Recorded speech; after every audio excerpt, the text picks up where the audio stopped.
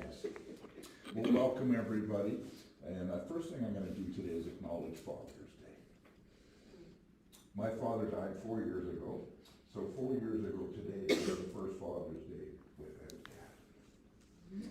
And growing up, we always asked Dad, what do you want for Father's Day? And he would say, I want you to leave me alone so I can watch the U.S. Open.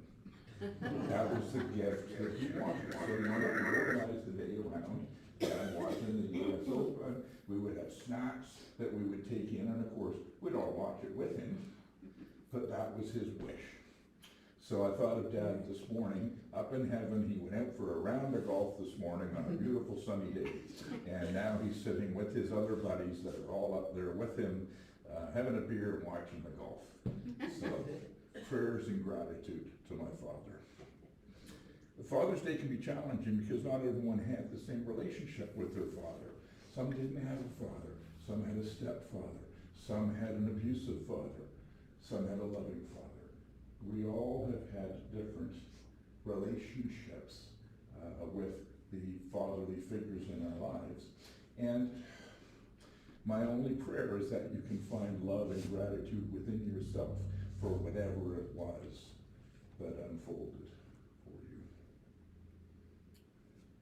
My main topic today is manifestation. How many people are finding the world challenging these days?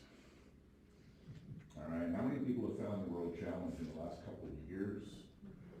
Right, it's been a wacky, wild world to adapt to. But there's good news.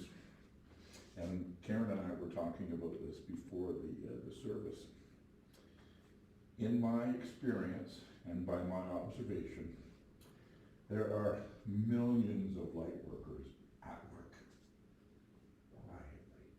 quietly changing things, quietly stabilizing, quietly showing compassion, quietly showing love. And yes, there's all the loud and boisterous stuff that goes on that draws our attention. But there's that core, that foundation of light work has been growing for years, and anyone that's here today, you're part of it. If you're sitting in a church on a Sunday afternoon when you could be out at the golf course, you've got a spiritual drive. There's something within you that says, I've got a role to play in the evolution of humanity. And it's going on, and it's going on fast. And we're in the right place at the right time, and we. Now, part of me being able to say we is that I am able to discern between what is my world and what can I influence and what can I affect versus what is the entire picture that I may be able to influence, but usually I have to simply react to it. And there's all kinds of crap that goes on. You know, things come on the news that's just disturbing. You know, there's pain all over the world every day. Out of 8 billion people, some of them die. Right? Some of them commit crimes. Some of them, you know, there's all this mass of humanity that is fluctuating constantly. And the real question comes down to not each individual, but what direction is the mass going? Where is the mass consciousness of humanity leading? Because we're all part of that, and we all get to play a role in that. And I start to vision, and I think, you know, can you imagine a world where people live in harmony, where people are allowed to excel as an individual, and yet reach out and care and offer compassion to anybody that needs it. Just that loving, supportive, family relationship with everybody. Can you imagine what a beautiful world? Everybody helps everybody, everybody's nice, everybody says good morning, you know. Now, unfortunately, the reality of the world says everybody's different. Some people are having a really bad day, so when you say good morning, they go, yeah. Because that's how they feel, that's their experience. And rather than responding with lack, I wanted a smile. Why didn't you smile at me? I respond with compassion. Oh, I'm sorry, you're having a bad day. How can I help? And sometimes it's just acknowledgement is enough. Hey, I'm not alone. You smile at someone in the grocery store and no one smiled at them all day, and all of a sudden you do, and their life changes. Hey, there's a person that sees me as a person. And it uplifts and it acknowledges. And every step of the way, we are creating these ripples. I'm going to give a speech here today. Every one of you is going to walk away with something, hopefully something uplifting. And hopefully an opportunity comes along that you can share it with someone else. And that's my ripples. And you create ripples. Every step of the way, every interaction you have is either putting people down or lifting people up. What do you choose? Now I'm human. I'm not happy all the time. I can be grumpy. You know, especially in the morning if you ask me a lot of questions before I've had a coffee. But ultimately the question is, where's your balance? All right, my balance always leans towards positive, empowerment, loving outcomes. That's my bias. That's what I've created for myself. And whether it's achievable or not, that's where I'm headed. That's where my drive takes me. And other people are so angry at the world that all they do is they find things to be angry about. And then they share that anger. This morning, this guy writes me. He shared with me a very hateful meme on Facebook that was anti-pride. And I wrote back and I said, you know, what's going on in your head? Why are you spreading this? He says, well, you know, it's what Jesus wants me to do. And I said, you're so lost. I said, Jesus taught love. You're sharing hate. And I said, and I'm going to go in today and talk to my congregation and tell them all about sharing love and inclusion and diversity and accepting people for who they are and lifting them up. Whoever you are, I love you for who you are. I'm not going to judge the details of your life. I don't really care. As long as you're of good character and as long as you walk through life with compassion, I love you. I don't care about all the details. In fact, I find the details fascinating. I have very diverse friendships. Pretty much every end of the map, I know somebody.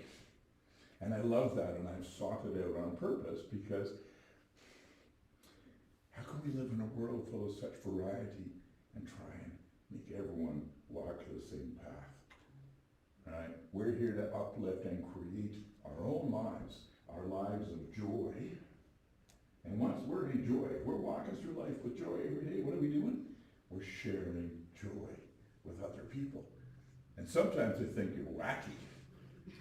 Look at that senile old man smiling over there. What's he smiling at? What I'm smiling at is you thinking I'm funny. I got a friend of mine, he is 89 now, but he thinks like a 12-year-old. He's a boy, he wants to play, he wants to have fun. And if you're 89, why not? Why sit around at home and moan about, oh, I can't do anything anymore. No, you can. You can always do more. There may be barriers, there may be restrictions, but you can do more.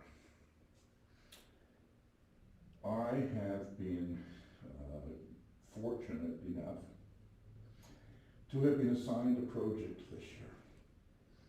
And I began in December, and I'm nearing completion, and someone hired me to write a book. Okay? He is a young man, he's about 30-ish now. And when he was 22 in New York City, he decided he was going to start up a business. He wanted to create a business. And he had a couple of things on the go. But he got a journal. And he wrote down in the journal, my goal for next year is to have $1 million business. And then he kept writing, and he kept writing, and he kept learning, and he kept experimenting. And as he went through and built his multi-million-dollar business, he kept journals. 8 years later, he meets Glenn. And he's got hundreds of pages of journals, and they're all over the map. And he said, I need someone who can pull all this together into one book. So that's what I've been doing for the last 6 months, is filtering through these hundreds of pages of journals and writing a book. Well, one of the key things that influenced him, that I had to study in order to write this book, is a book called The Kabbalion. K-Y-B-A-L-I-O-N. Kabbalion. And the Kabbalion is a collection of philosophies that have been handed down from ancient Greece and ancient Egypt. And it's a set of knowledge, of wisdom, that has been passed along from teacher to initiates. It wasn't always written down. They said it went from lip to ear. You know, now that you're a part of this special group, come into this room, let us tell you the secrets. And that got passed along for generations. Well, around 1904, somebody wrote them down, and it's called the Kabbalion, and it's these series of hermetic principles that are all about how to live, but also how to affect the universe around you. It's a book about empowerment. And there's 7 principles, and I'm not going to cover all 7 today. I'm going to cover one. The first one, and that is the principle of mentalism. And the principle of mentalism is the concept that you, as a being, are the center of your universe. Everything emanates from you. The distance from you to England, the distance from you to the moon, the distance from you to Alpha Centauri. It all centers out from you. You're that middle point of your universe. And your universe, your experience in it, is directly affected by what you think. Your thoughts drive your experience.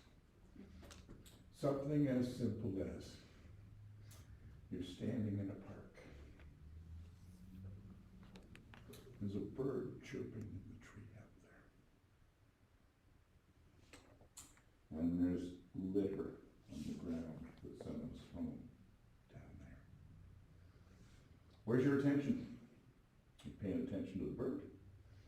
Or do you feel obsessed to pick up that garbage and put it away? Either one, there's no right or wrong answer.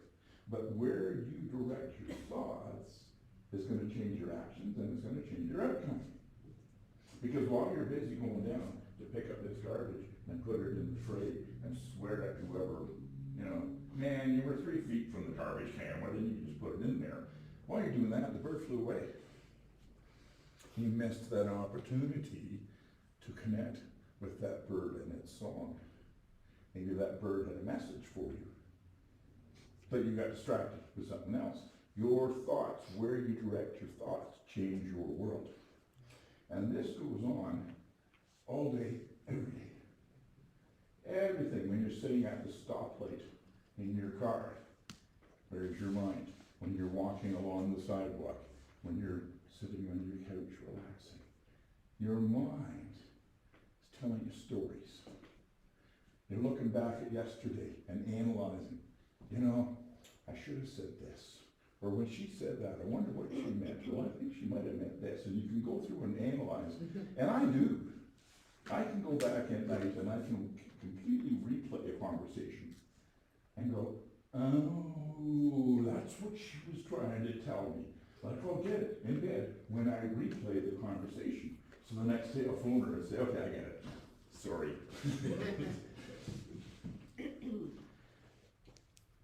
Our attitude affects our steps. Where are you going to walk to next? Where are you going to move to? Where is your next step? It all starts out here with desire. You remember Alice in Wonderland? She's walking down through the forest and she meets the Cheshire Cat. And she says, can you tell me which way to go? And he says, well, where do you want to get to? And she says, I don't know. And he says, well, then it doesn't matter which way you go. Life's like that. If you have no purpose, you're just wandering around, enjoying the scenery. And you know what? Sometimes that's great.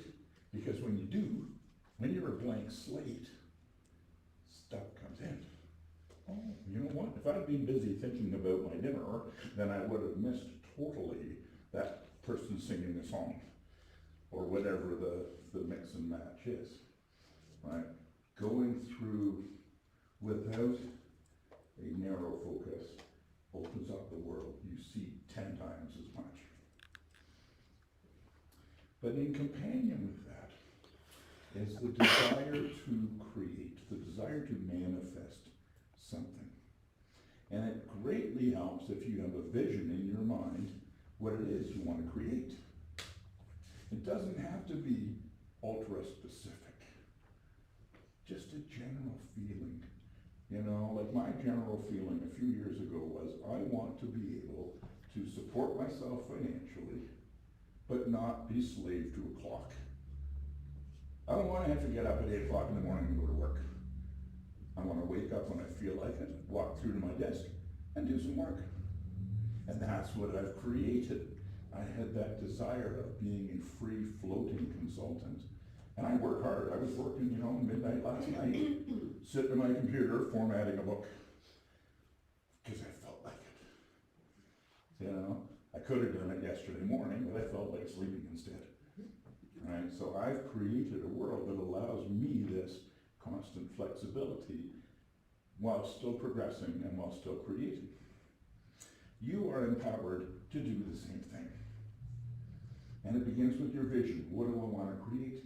And you might say very specifically, I want to have a second-hand clothing store in downtown Orillia. That's pretty specific. But it also defines all of the steps you would need to get there.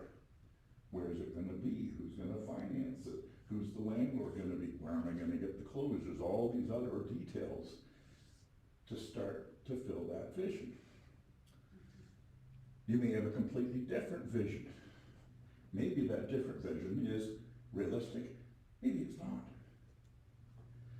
There's a photo that I have, and it's got this big porcelain bowl. And it's got this little Chinese man, and he's walking around the edge of the bowl. And the saying says, do not interrupt people who are doing what they can by telling them that they can't. If someone's doing it, it's not up to me to say, you know what, that's impossible. Because everything was impossible until someone did it. At the same time, I see people struggling because they have set a goal that is unachievable for them. And now they're running into that closed door, and all these other doors are opening, but they ignore them. Because I want this door here. Well, there's 16 other open doors. Choose one. Being able to alter our plans is part of our empowerment. Being able to say, yes, you know what, I've been moving in this direction so far, but there's an opportunity. About 5 years ago, I was attending this church, and Reverend Allen said, Glenn, you should be a reverend. Never crossed my mind. And when he said it, I kind of laughed, because my circle of friends from previous lives, that's very much out of my character. I'm not a religious person. But when Alan said it, there's a door that opened. And I said, well, it's a good idea, but I can't afford the tuition right now. And Alan said, well, if I pay for you and you pay me back later, would you do it then? And I said, there's an open door. I got to step through the door. It's being handed to me. Thank you very much. And I went to Reverend school with my friend Mary. And a year later, we both graduated as ordained ministers, and here we are. I didn't set that vision. That wasn't on my pathway that I had visioned for myself. My vision was light work, holistic healing. But when a door opened that matched my vision, yeah, thank you, universe, I'll take that opportunity. And now being a reverend has opened up a whole bunch of other doors that I didn't expect. It all came from walking forward, from accepting people in my lives, accepting new ideas, accepting from others the gifts that I have accumulated to now offer back what I do. You know, Mary mentioned I got 20 years with Toastmasters. That's 20 years of getting up in front of people, giving speeches, and then having them tell you what you did right and what you did wrong. And you learn. Over time, you get better at things to the point where I had to give a speech today, and I pretty much wrote it in my head while I was driving here. Right? Only because I have built that foundation. With you, and whatever your vision is, what foundation do you need to build that takes you closer to that? I'll give a very simple example. It's kind of a ludicrous example. I want to be a translator at the United Nations. That's my goal. It would help if I learned a second language before I tried. Right? I don't have the foundation to achieve that goal. And I can't just wish it into being. Oh God, please make me a translator. I've always wanted to be a translator. Jesus, if you care for me at all, make me a translator. No. You've got to build your foundation. Right? If I want to do that, there's a path. It's going to take me 10 years. But I could if I desired. That's not my chosen path. I'll choose a different one, but it's the same idea. What foundation is necessary to help you move towards your vision? Just do it. One bit at a time. And as you do, the help comes in, and the people come in. And my life is absolutely full of spiritual people now, because that's what I put out. I've been doing this for 20, 25 years, putting out spirit. And it comes back constantly, to the point where stuff comes in and it's just kind of, thank you very much. You want me to write a book? You're going to give me 10 grand to write a book? Okay. The more you're putting out there, the more your ripples come back. So in closing, the book, The Kabbalion, is highly recommended. There are 7 principles to study. The book that I'm writing will be coming out by the end of July. So when it is, I'll put a link on our Facebook page so everybody can see what I've written. It may or may not have my name as the author, because he bought me as a ghostwriter. And I'm totally okay with that, because I know I've written this book. So, may your manifestations come true. May you be empowered to see a pathway that takes you where you want. And may you bring everybody along with you in joy.